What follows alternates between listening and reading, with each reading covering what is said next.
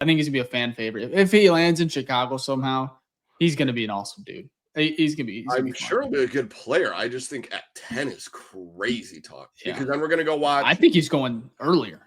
In my opinion, he could go to the Jets at 7. Jets need a tackle though. I think they're probably going to go tackle, but Jets could easily take a tight end. Good, like he's bound to fall between 7 and 7's like the earliest he'll probably go, right after Raiders since they got Brock. So what if we trade back? 9? What if we trade back to like 14 and take him? Who's 14? Yeah, Indianapolis. Yeah, I'd be fine. What if he's still there? You trade back to 14. You get Tyler Warren. You coop. I don't know what the compensation. You probably get a second rounder, a future second with that. I mean, is it unrealistic that the Jets move to 10 and we move to 7? Is there any incentive for us to do that? Probably like And the Jets, I honestly don't think the Jets are going to move because they've for the past like Cowboys, 3 years. 12? 12. Yeah. So what if let's go to say they want a running back. Say they want Jeanty or something. So we pass on Jeanty to go back to 12. You take Tyler Warren. You get it doesn't even have to be Tyler. That right there is the worst case scenario. That is the worst thing that could ever happen. No. Here for these live mocks. So next episode, next week, we're doing a live mock draft where all three of us are going to have to decide together and agree together on a pick. Jack's going to be a problem. He's going to be a problem. Just don't give me Tyler Warren. That's all I ask. And don't give me but Dave, I think your hypothetical is actually a good one. So if you go from 10 to 12, right? And Cowboys get Jeanty. Well, obviously, we'll be pissed because we lost out on Jeanty. But Jack just said, which I agree, it's not like it's just Roschon Johnson back there. We can make it work with DeAndre Swift and Roschon. And then at 12, you can easily get possibly Armand Membu, top tackle in the draft. Will Campbell, I've seen fall to 12. You could get him, especially with his short arms. You could get Josh Simmons, though he's been injured. People view him as one of the actual pro-ready tackles, right? It's just his injury that made him fall, a tackle from Ohio State. So you drop back, you get recoup another second, a future second for next year to help build on the future drafts, and you still get a top tackle in the draft. Like, that's not honestly as bad as what people think. People will be pissed because you didn't get Jeanty because we're so focused on Jeanty and we're like Jeanty or die. I think it's like Jeanty is last year's Rome for the Bears right now. We got lucky and got Rome last year, but a lot of people are going to feel a type of way if we don't get Jeanty. But I think there are some actual like real good situations like the hypothetical you just gave, Dave, where you can drop back 1 or 2 spots and still get a dog at 12. Like, there's still good talent. Like, top 15 first round is a lot of good talent. Once in a while, you can find some Hall of Famers in the back half as well. Like Justin Jefferson, I think was picked 17 or 19 to the Vikings. But top 15, there's plenty of good talents. If you just move 2 spots back, I wouldn't hate it. But I know, but it kind of contradicts what we've always said is that we want blue chip and like we want a guy that we know can play. I agree. It contradicts to be like, oh, Genty's here. I would be okay going back because I would not be okay. It depends if they view like a tackle. So like, let's say they do have like Armand Membu as a blue chip or Will Campbell as a blue chip, and they're both still on the boards, and you have Jeanty as a blue chip. Needs wise, are they then like, look, tackle? It's probably a bigger need for us moving forward. We got to pay Braxton Jones next year. He's been good, above average. He's been a solid player. Metrics will show that. But if you're thinking about the future, you're like, okay, we need to replace that compared to, well, we have Roschon, we have DeAndre Swift, who just signed a contract. So we have him for at least 2 more years, So maybe that, again, we don't know what the board looks like, but maybe that, like, it goes talent and then, okay, how does that fit need-wise? And so they decide, okay, let's trade back. And if it's like with the Cowboys, they can do a stupid trade. They do stupid trades all the time. If that's the case, like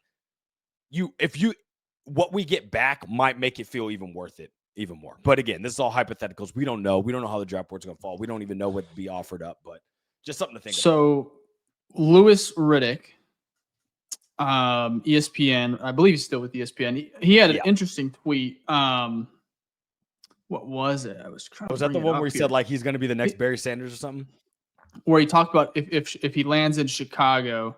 Here we go. I have it here. So Louis Riddick, I think he was actually a front office guy too in the NFL. So he's a previous exec in the NFL. So he had a very, very interesting. He said Ashton Jeanty gonna break Dickerson's rookie rushing record if he can get to a place like Chicago with that offensive line.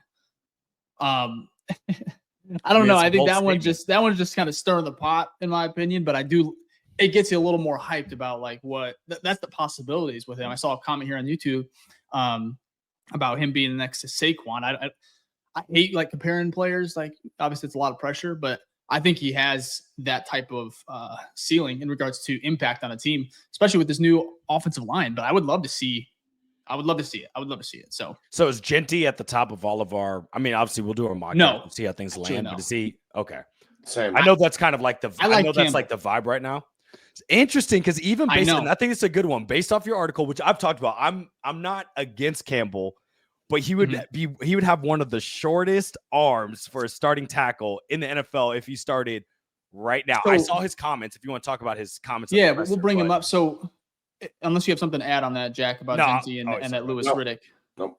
Not you, Fick. I'm talking to Jack. I'm talking to Jack. Mute up for a little bit. Ficky's over here answering for you. You need to do the around the horns. Put me on the mute and then deduct some points. You know what I mean? Bro, we need to get a segment like that. That would be so fun. So what were we talking about? We were talking about Will Campbell. And I was saying so obviously there was a viral clip. I mean, viral. This thing went nuts. Will Campbell basically sent a message to the entire NFL, including Chicago, in regards to because obviously there's been a lot of talk about his, a lot of scrutinizing of his arm length and whatnot. So, and there's a lot of good stats out there, like Nick Whalen, a friend of the show. I mean, he is on it. He understands. He basically is saying that it's a huge risk. But this is what he said to him. He said, for 2 years, nobody had any measurements on me and nobody said anything about my play. So now all of a sudden, arm length decides if I'm a good player or not. I think it's bullshit. However, he talks like Matthew McConaughey. I could honestly, do you want me to play the clip? If you want, yeah, we can pull it up. I just think it's so interesting because I don't think a lot of people know how he sounds. Like I don't even think Jack knows. I like Matthew McConaughey. Yeah. All right. Can we pull it up? Pull up the overlay? We got. Yeah, I have it. I'm ready. Here we go. Cool. So this is Will Campbell on people scrutinizing his. Let me see here. Arm length. So don't coach, and they don't. Oh yeah, geez, that's a Southern accent, isn't it? Now. Are we ready? Yep. Here we go. You as a prospect. For 2 years, nobody had any measurements on me, and nobody said anything about my play. So now all of a sudden, an arm length decides if I'm a good player or not. I think it's BS.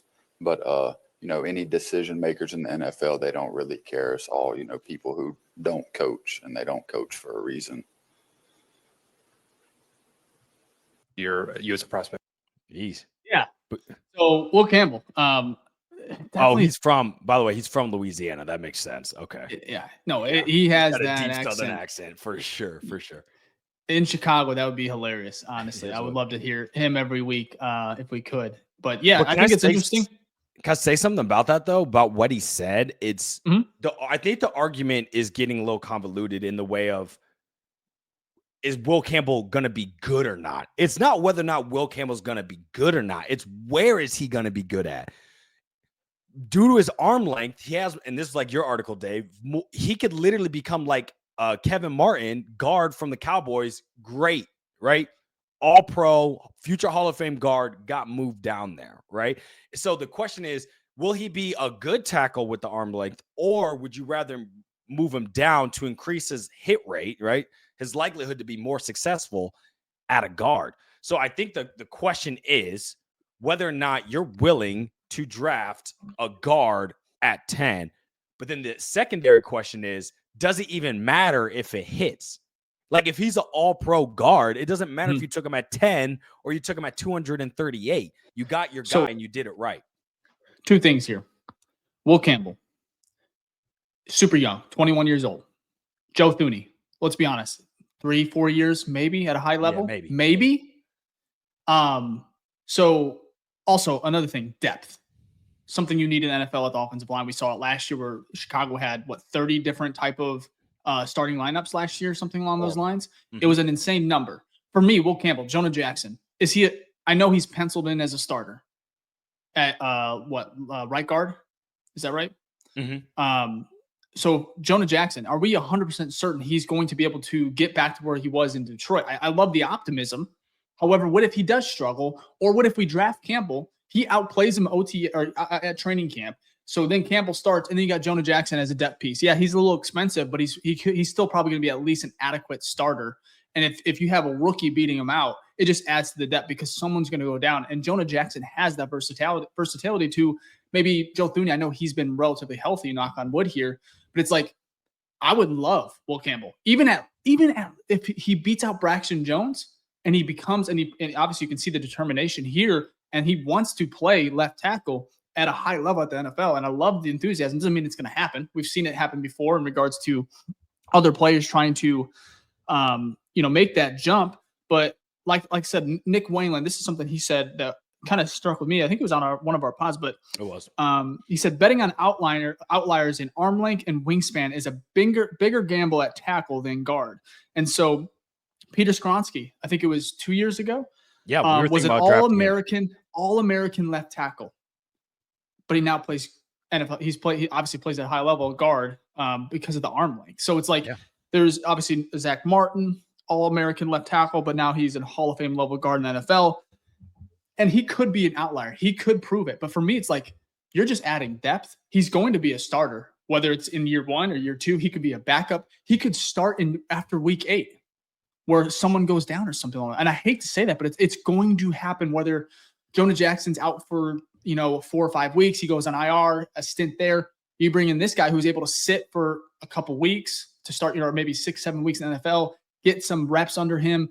All I'm saying is I think having him in rotation, either as a starter right away, which would be a great thing. Because if he beats out Jonah Jackson, if he beats out Braxton Jones, it's just going to raise the level of depth, the ceiling of that offensive line, which is so important for Caleb, because I think that's where we're going to really see him shine, where he can feel like he doesn't have somebody in his face within a second of snapping the ball. So for me, Joe Thuney, he's not going to be here probably in 4 years. This kid, Will Campbell, he's going to be in his prime in 7-8 years probably along those lines. So I think it'd be a great pick. I would love it at 12, right? Move back, be able to actually snag him, something along those lines where he falls. But that's where I love Will Campbell. I think he can play left tackle. If not, I think at the very, very minimum, he's going to be a Pro Bowl guard. So if not, can I throw some stats out though for like his body size, right? So like as an offensive tackle, his height 6'5", he's in the 50th percentile, which is okay. Weight, he's good. He's in the 319 pounds, 67th percentile. Arm length, 7th percentile. That means he's in the bottom, very bottom of that arm length. And then hand for a tackle, 13th percentile, right? And Waylon talked about it, right? Arm and hand is one of the biggest ones to look at there, okay? But as a guard, if he moves to guard, height, he goes from 50th to 87th. Weight, he stays around the same, so 67th to 69th. And then arm is not the percentile here, but he goes to the 23rd longest arms for a guard in the NFL, and then hands would be 22nd. So you can see the significant difference when it comes to how he would be compared when you're looking at his size. Now, does that mean everything? No, because if that's the case, we see all the time, you would just draft all these giant people and be like, you're good to go. But it does kind of leave it up to debate, like, where does he go?